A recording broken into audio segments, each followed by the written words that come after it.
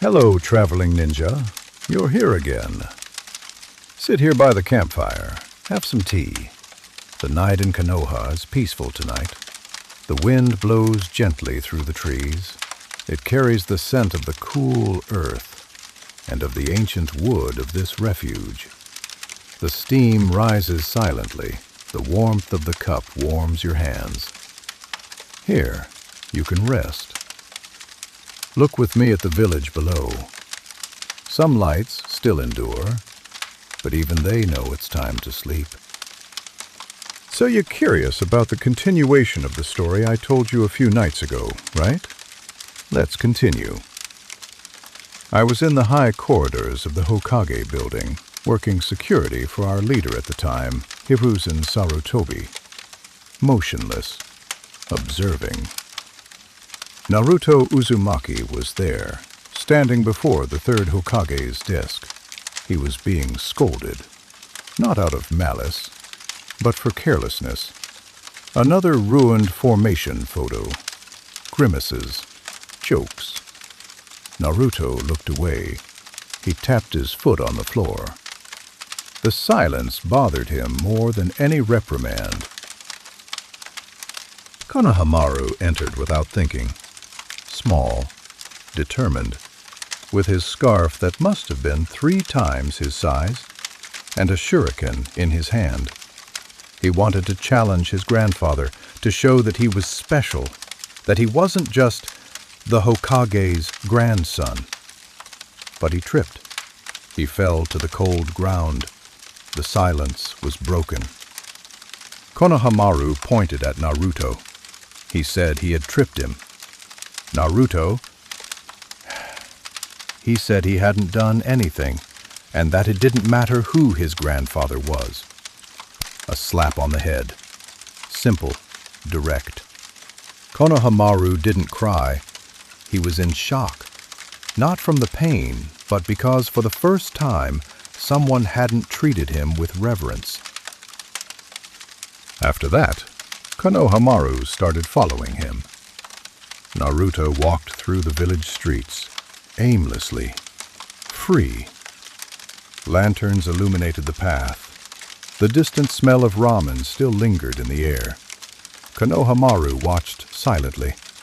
Something about Naruto caught his attention. Following the Hokage's order, I began watching them from the rooftops, from above, like someone observing the beginning of something fragile. Naruto realized he was being followed. After all, Konohamaru, at a young age, wouldn't be able to master camouflage techniques. After another misunderstanding, Naruto realized Konohamaru saw him as an example, someone to follow. For the first time in his life, he had this experience. Naruto decided to teach him a jutsu. But first, he tried to explain the most important thing, chakra. He spoke of energy, of strength, of sensation. He gestured. He mixed ideas. He knew how to use chakra, but he didn't know how to explain it. Then Konohamaru spoke. Calmly, clearly. He explained that chakra is the energy that circulates through the body, that unites mind and physical strength, that allows one to mold jutsus. Naruto blinked. He observed more closely. Konohamaru had pulled a book out of nowhere. Naruto complained. He said he was just reading. Konohamaru blushed, but continued. After that, the training began. Naruto demonstrated the sexy jutsu. In the blink of an eye, a child transformed into a woman. A simple technique. A distraction. Nothing dangerous. Nothing serious. Konohamaru tried, but failed. Between attempts and laughter, Konohamaru revealed his dream, to be Hokage. but not for the power or the importance. He wants to be recognized, but not as the third Hokage's grandson, but as the individual he is. Naruto understood the situation, but remained silent. Temporarily, he saw himself in that child, even younger than himself. After all, he also wants to be recognized, wants to be noticed, doesn't want to be ignored anymore. Naruto also wants to be Hokage. They wanted the same things, even without realizing it. Earlier that same day, on the Hokage's building terrace, Iruka appeared. With his gentle aura, delicate smile, and the scar that runs across his nose from one side to the other. He said that the previous night at Ichiraku Ramen, he scolded Naruto. He asked him to take a new picture. No jokes. Iruka said something important. Naruto wants to be recognized, not ignored. He sees in the ninja way a way out. The third Hokage listened and remembered. The night of the nine-tailed fox, the chaos, the fourth Hokage's sacrifice, the impossible decision to seal the fox inside baby Naruto. He said the fear never went away. It just changed form. It became prejudice, silence, distance. Unfortunately, an innocent child, the village's savior, is carrying this heavy burden.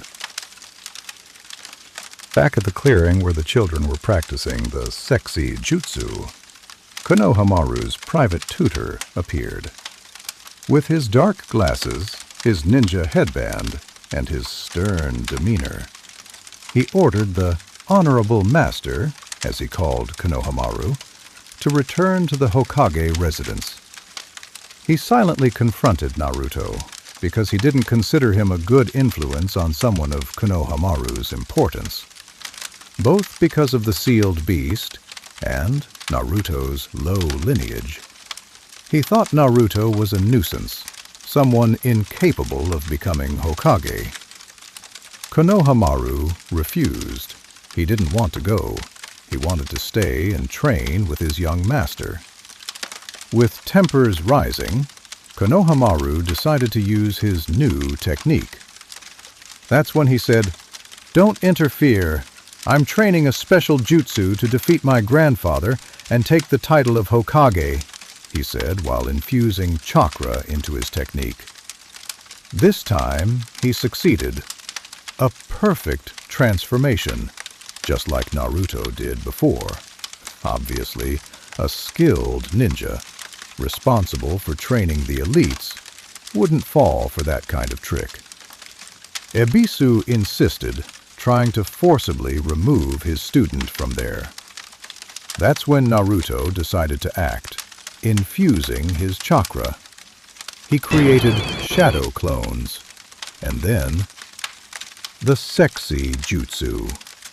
Dozens of women surrounded the teacher. Confusion, embarrassment, no violence, just surprise.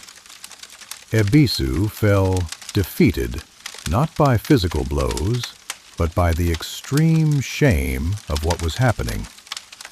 The third Hokage watched from afar and realized, with affection, that Naruto was finally finding the path to becoming a great ninja. And on that day, Naruto gained another friend, or rival, in his great objective. Traveler, observe. Little by little, the village is quieting down. The lights are going out one by one. The rooftops are cooling under the moon. And even thoughts seem to move more slowly. I remain here, observing, guarding the silence of the village. You can stay too. Take a deep breath. Feel the weight of your body rest. Nothing needs to be done now. Nothing needs to be proven.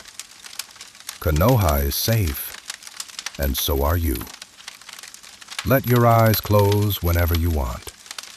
Let the sound of the wind carry away your thoughts. Good night, traveling ninja. Have a good rest.